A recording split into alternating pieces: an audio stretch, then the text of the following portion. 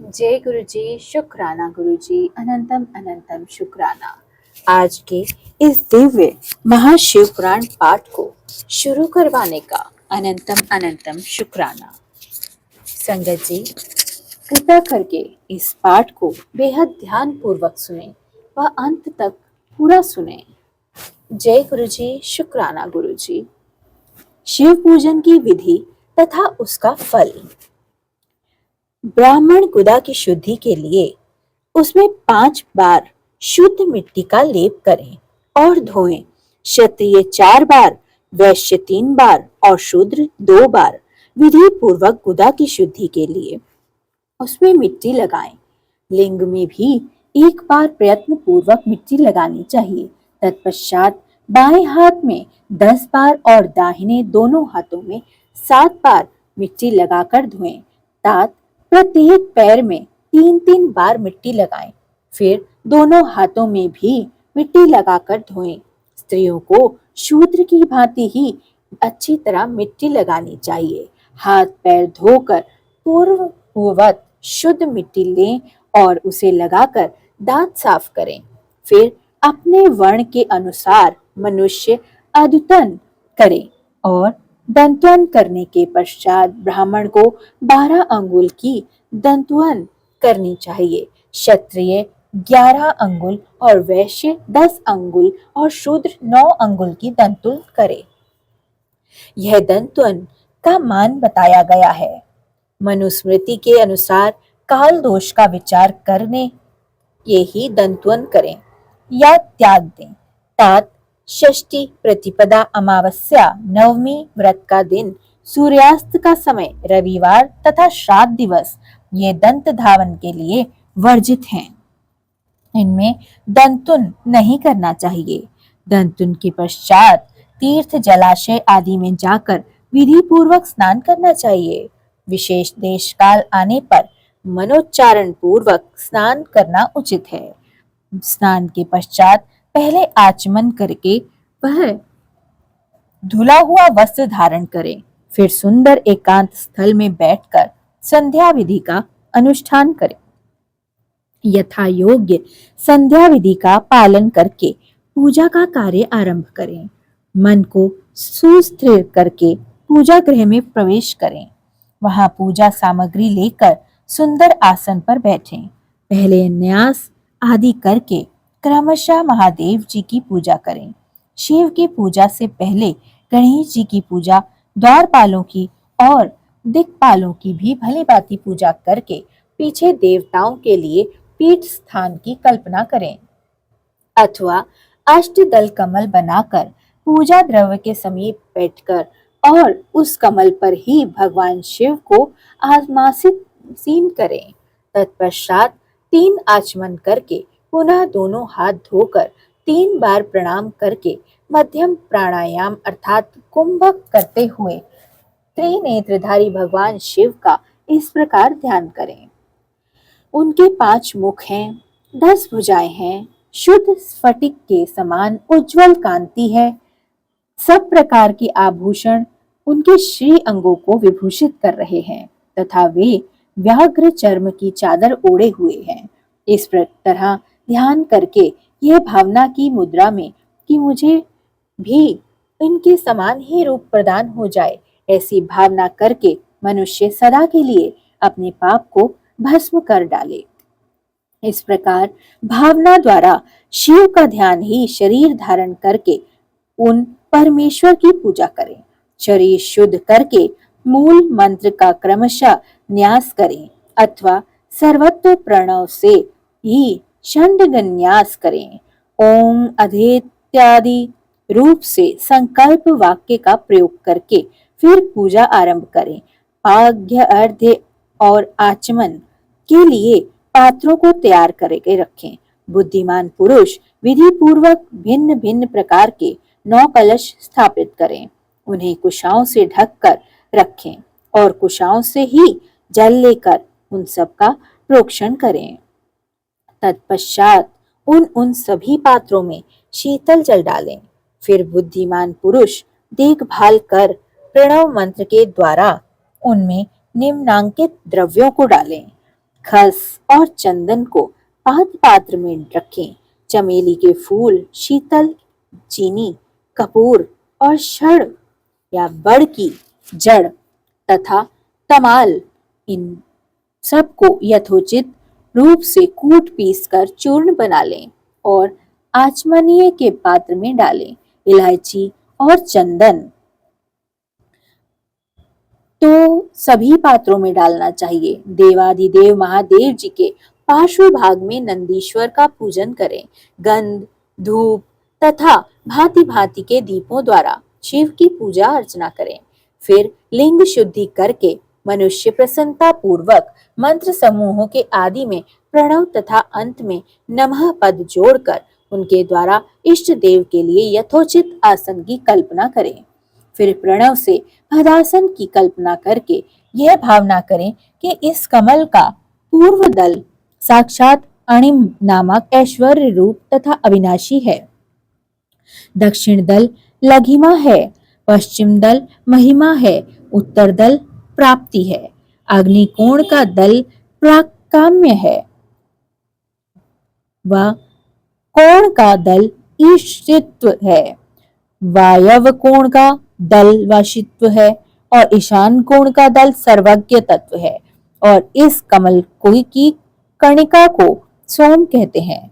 सोम के नीचे सूर्य है, सूर्य के नीचे अग्नि और अग्नि के भी नीचे धर्म आदि के 5 स्थान हैं। क्रमशः ऐसी कल्पना करके वह कल्पना करने के पश्चात चारों दिशाओं में अव्यक्त महत्व, अहंकार तथा उनके विकारों की कल्पना करें। सोम के अंत में सत्व, रज और तम, इन तीनों गुणों की कल्पना करें। इसके बाद सधुजात पद्धामी इत्यादि मंत्र से परमेश्वर शिव की आवाहन करके ओम वामदेवाय नमः इत्यादि वामदेव मंत्र से उन्हें आसन पर विराजमान करें। फिर ओम तत्पुरुषाय विद्महे इत्यादि रुद्र गायत्री मंत्र द्वारा इष्ट देव का सानिध्य प्राप्त करके उन्हें अधोरेश्यम आदि मंत्र से वहां निरुद्ध करें। फिर ईशानः सर्व विद्या नामः इत्यादि मंत्र से आराध्य देव का पूजन करें व पाद्य और आचमनीय अर्पित करके अर्घ्य दें। तत्पश्चात गंध और चंदन मिश्रित जल से विधि पूर्वक रुद्र देव को स्नान करावें। फिर पंचगव्य निर्माण की विधि से 5 द्रव्यों को एक पात्र में डालकर व प्रणव से ही अभिमंत्रित करके उन मिश्रित गव्य पदार्थों को भगवान शिव को नहलाने के प्रयोग में लाएं। तत्पश्चात पृथक पृथक दूध, दही, मधु, गन्ने के रस तथा घी से स्नान कराकर अभिष्टों के दाता और हितकारी पूजनीय महादेव जी का प्रणव के उच्चारण पूर्वक पवित्र द्रव्यों द्वारा अभिषेक करें। पवित्र जल पात्रों में मंत्रोच्चारण पूर्वक जल डालें। डालने से पहले साधक श्वेत वस्त्र के उस जल को यथोचित रीति से छान ले।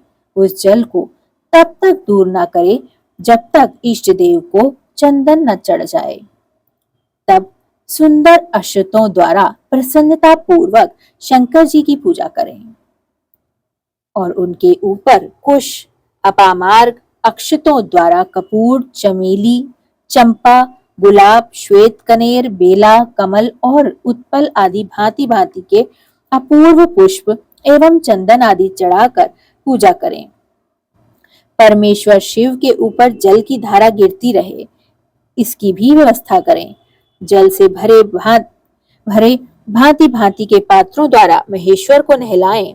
मंत्रोच्चारण पूर्वक पूजा करनी चाहिए, वह समस्त फलों को देने वाली होती है।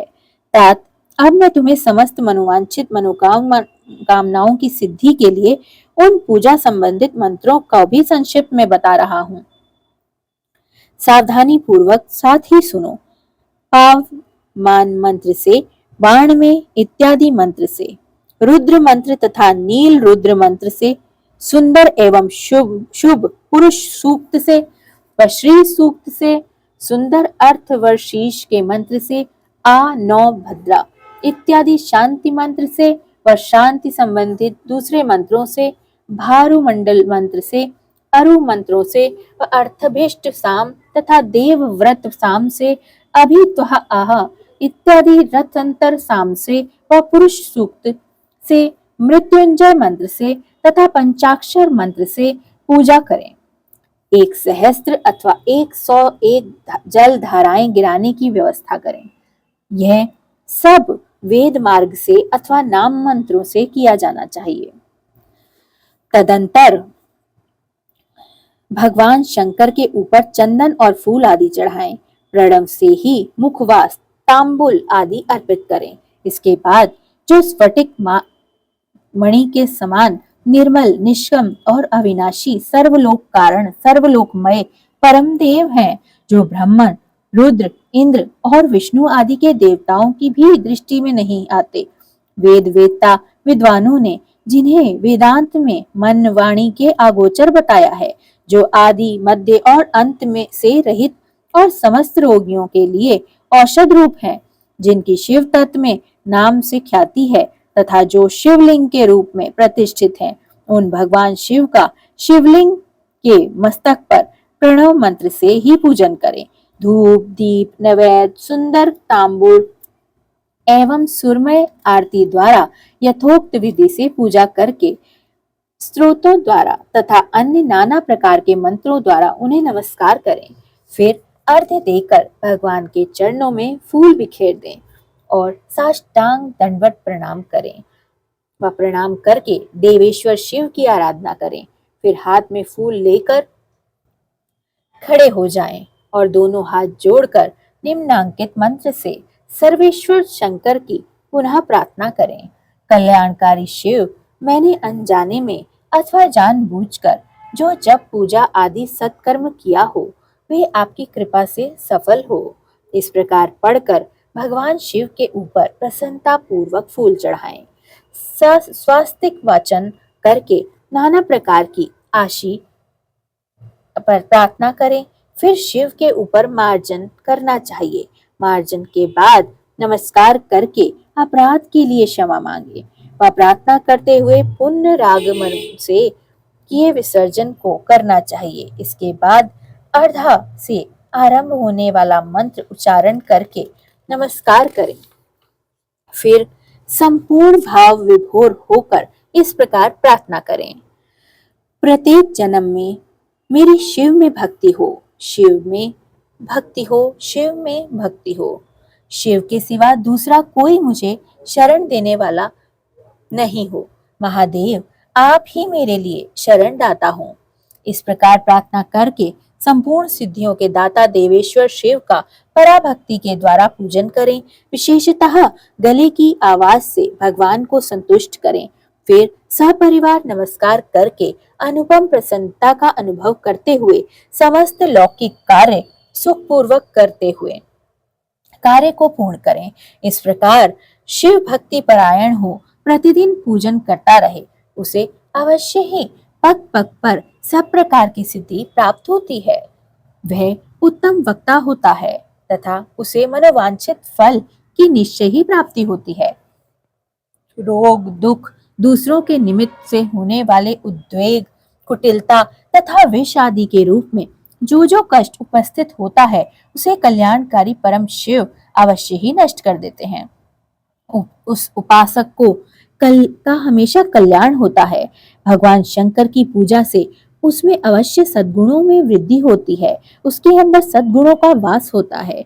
ठीक उसी तरह जैसे शुक्ल पक्ष में चंद्रमा बढ़ते हैं। मुनि श्रेष्ठ नारद, इस प्रकार मैंने शिव की पूजा का विधान बता दिया है। अब तुम क्या सुनना चाहोगे और कौन सा प्रश्न पूछने चाहते हो?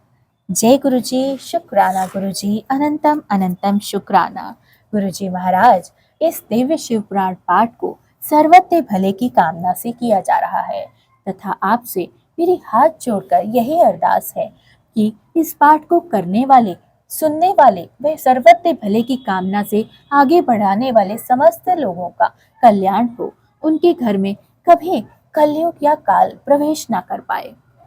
महाराज, वहाँ पितरों को सद्गति प्राप्त हो व संतुष्टि प्राप्त हो। पृथ्वी पर विचरने वाले सभी जीव संतुष्ट हों व कभी कोई प्राणी भूखा ना सोए और पितरों को सही स्थान प्राप्त हो। गुरुजी, मेरी आपसे यही प्रार्थना है, सर्वथा भला करना, सबका कल्याण करना गुरुजी, अंग संग सहाय रहना मेरे महाप्रभु। जय गुरुजी, शुक्राना गुरुजी। संगत जी, आज के पाठ में जो भी मुझसे भूल हुई हो मुझे क्षमा कर देना। चैनल को सब्सक्राइब जरूर कर लेना संगत जी, और इस पाठ को आगे शेयर जरूर कीजिए, क्योंकि यह सर्वत्र भले की कामना से हमें गुरुजी ने सेवा बख्शी है, जो कि सर्वत्र भले के लिए की जा रही है। जय गुरुजी, शुक्राना गुरुजी, अनंतम अनंतम शुक्राना।